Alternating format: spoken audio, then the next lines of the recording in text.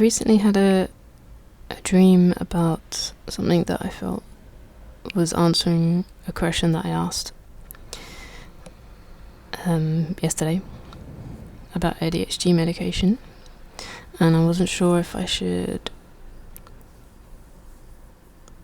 take it or not. I'd stopped taking it, thinking that I felt like I shouldn't take it, but then I thought I was just second guessing myself and thinking, what if that's really stupid? I'm actually just, it's something that I need to take, or is it right that I'm stopping it?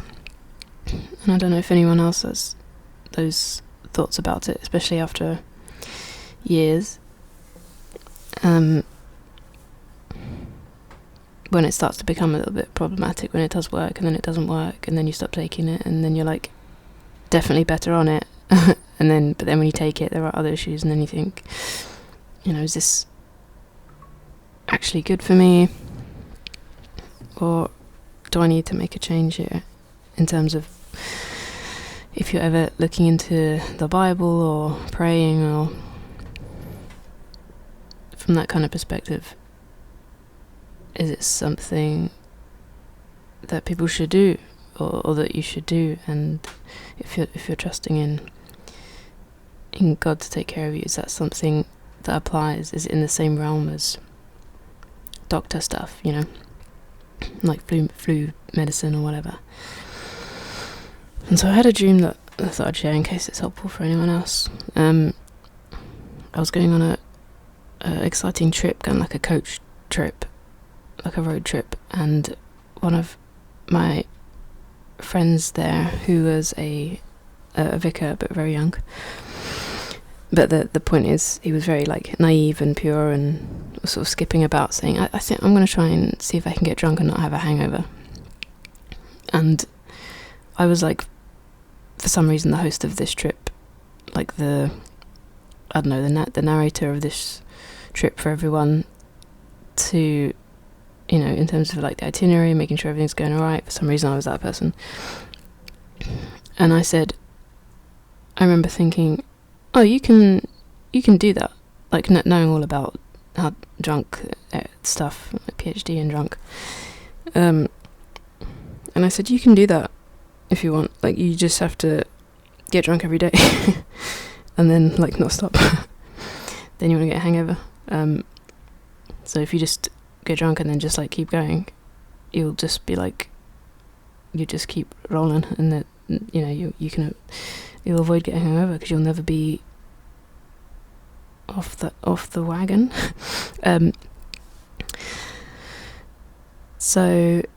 But then I went, but you have to beware that, like, when you do stop, so like if you got drunk for 5 days, then on the 6th day you'd have a hangover. Like you'd want to die. You'd probably want to definitely die. And I was picturing, like, if you get drunk a lot or whatever, and you have like I haven't gone as far as, I know people who take really hardcore drugs and stuff, and they would know what it feels like to not be on that, even if they were on it for a week or whatever, and it would be this like wanting to die thing. But because they knew the context of how everything had been, they would be like, this is because of the drug, this is because of the drink, and they would just like try and focus through it or whatever, and use time as their agent in healing it, as it were. But if you didn't know that, and for the first time you were like just got drunk for 5 days, and then you were hit with this, like, because you have that classic hangover, but then apparently like the second day hangover is the worst, where you don't realise it's a hangover, but you're just really depressed and low and stuff and questioning things, and that's still a hangover. But people are like, I just feel bad. But it's all still connected to that thing, and then it goes on for a while until it's fully out of your system and everything's recalibrated and everything like that. But imagine if you're talking to someone who's like so pure, they've never actually done anything like that before, and they're experiencing that for the first time, trying to warn them, like, by the way, if you get drunk for a week and then you don't, not only will there be a hangover anyway, but it will be the worst thing you've ever felt, and you'll want to die. And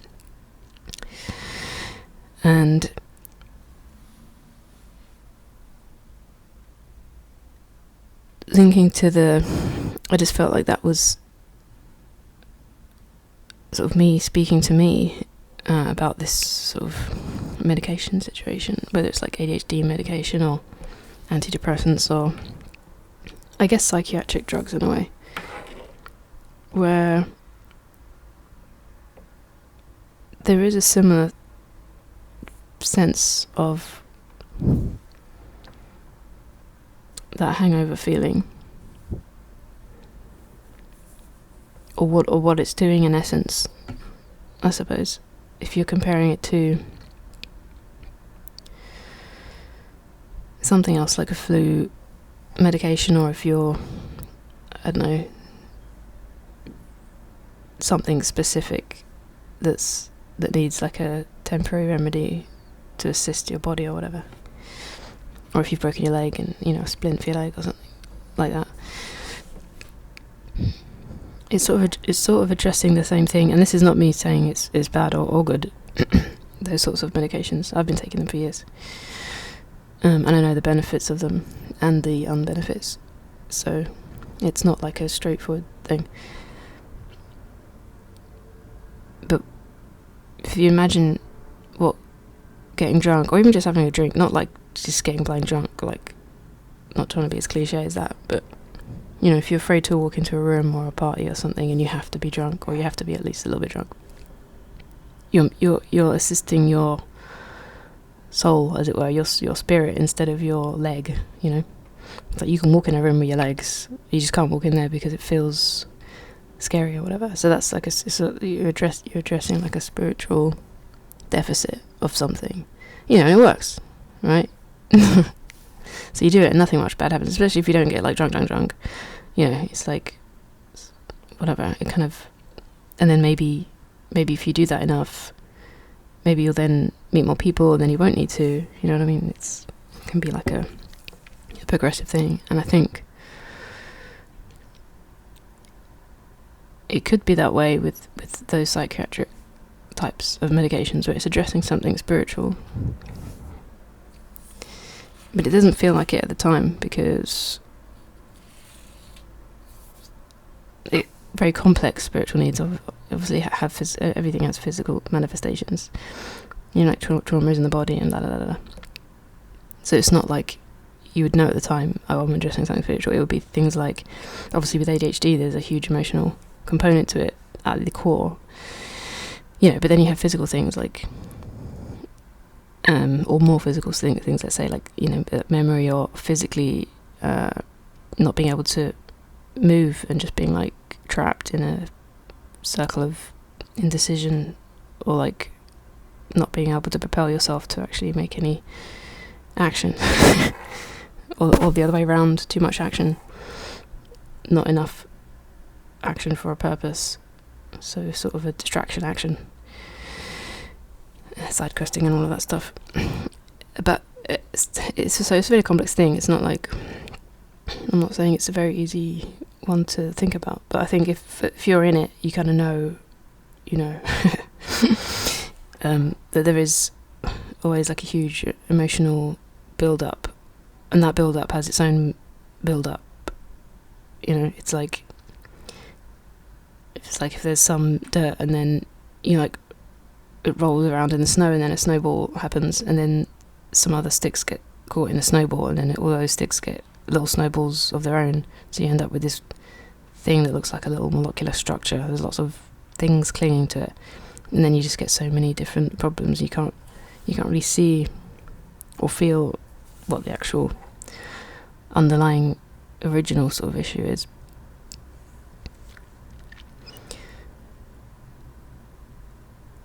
And that's a very complex problem. And those ADHD medications or antidepressants or whatever can give you that like ability to walk into that room, or the equivalent of whatever that is in your life. But because it's so complex, it's not really something that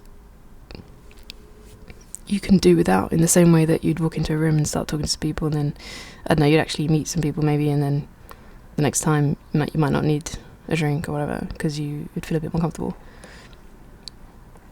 I think with psychiatric medication, you take it, and the symptoms of whatever the issue is are kind of balmed, they're soothed, and you can do things, and it's like, wow. And then you do all the things,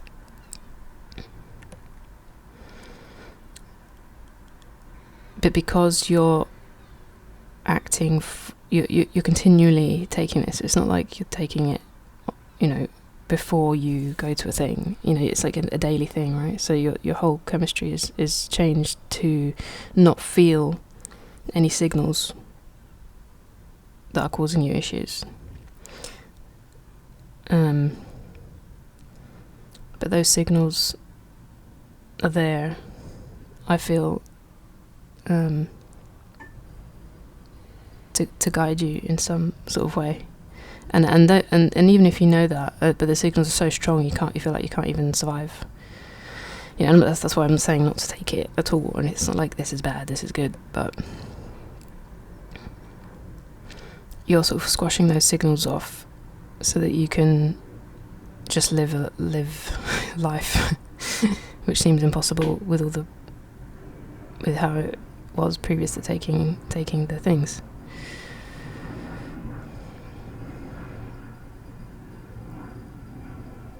And it's known at this point, I think, in recent years, that I'll say the word addiction, but I don't mean like, oh, you're addicted to take this medication. I only say that because something that you have to continually take, and when you don't take it, there's a huge difference in you not taking it, and that might make you feel like, no, I do need this. And in a way that's true, in the sense that if that's how, in order to function and go A, B, C, D in your life, forward, that's what that will do. But like the path that you're taking and the steps that you're making, that you're comfortable to now make, are kind of like on a weird timeline, because it's not like your original timeline. You're sort of, something has happened that has made you really anxious and like stopped in your tracks to address whatever it is that seems unsurmountable. And then you take away those signals, and you're like, shush. And then you continue, but you're continuing in some path that's just like whatever happened to be the one that you're near, because you don't have any, like, not no fear or anything like that, but there's nothing kind of preventing you in a spiritual sense to like stop and question and go through like a whole thing in order to figure out if someone or something or a place is where you should be or whatever. So you end up just going forward in whatever area or whatever you happen to sort of be in, or because there's like no inner guidance, and the guidance being your kind of like intuition. And I think people who have ADHD or other conditions like that have a very strong intuition. They have a very, very strong intuition. A very, very strong intuition. And I think that's the reason why it seems unbearable when something isn't right. When the solution seems impossible to bear with, even if you think that's something you need to do, like to stop seeing someone, or whether it's like an extreme loneliness or something, how to get out of that just seems impossible. And so you kind of like not give up, I suppose, and try something like medication or whatever that adjusts that dampens the intuition in an area that you've been struggling with and allows you to just continue. But you're sort of just continuing like a sort of I was going to say a drunk person stumbling around a room, like just going, yeah, whatever, and talking to like some random guy in the corner. It's not as extreme as that, but that's kind of where I'm getting at-ish. And I think the main issue for those types that are extremely wanderous and lost in that sense is a a connection to God, to be honest with you. And it causes so many problems, maybe to anticipate even. It's totally out of your realms of life, your common, like what's normal to you or whatever. That what's involved in doing that, or even attempting to do that, would just obliterate your entire life and all of your friends, everyone you know, blah, blah, blah. Which seems just like crazy and impossible, because so many things would have to change. And so,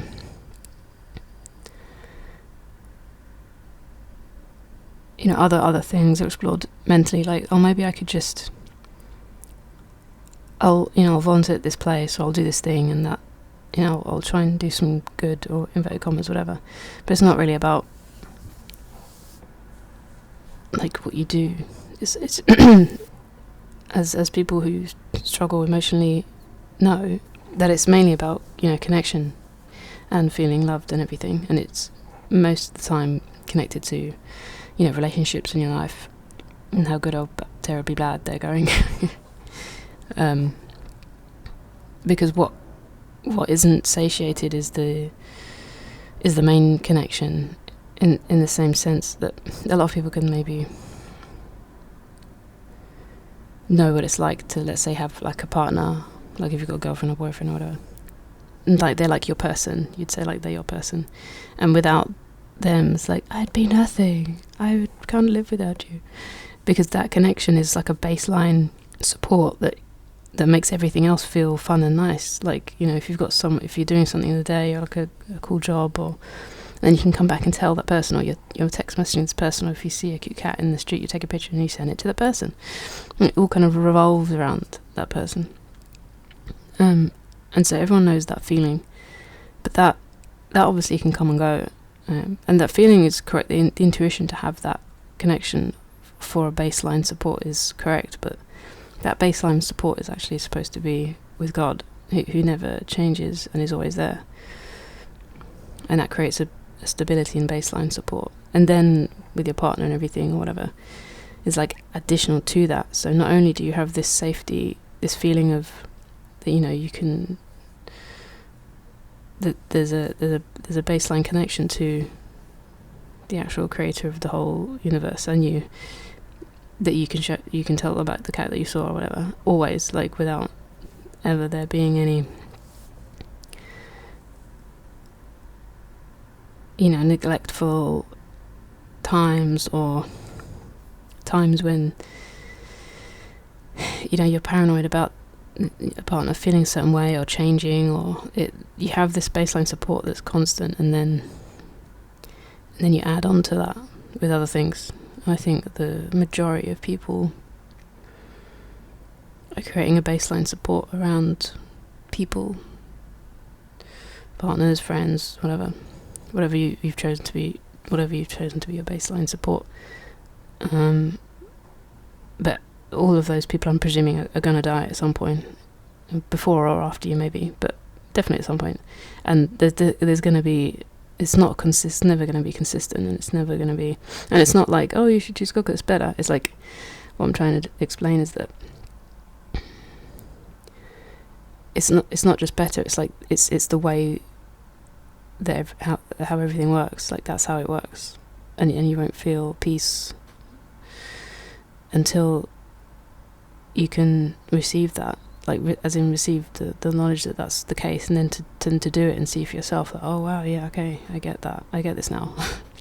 Like, everything else, like, can exist, but like with that baseline, you don't have this roller coaster feeling of anxiety, because nothing's resting on anything that could be anxiety producing. You've got a steady baseline support, and so when that's there, it feels a bit safer to start looking around and be like, do I like this timeline? Is this the one? I feel like maybe I need to, and you start to be able to question things because it feels a bit safer too, because you've got like a constant support in that sense. And obviously, God being the creator of everything can do absolutely everything. The picture I have, it was just the chunk of Bible I was staring at when I was having these thoughts. And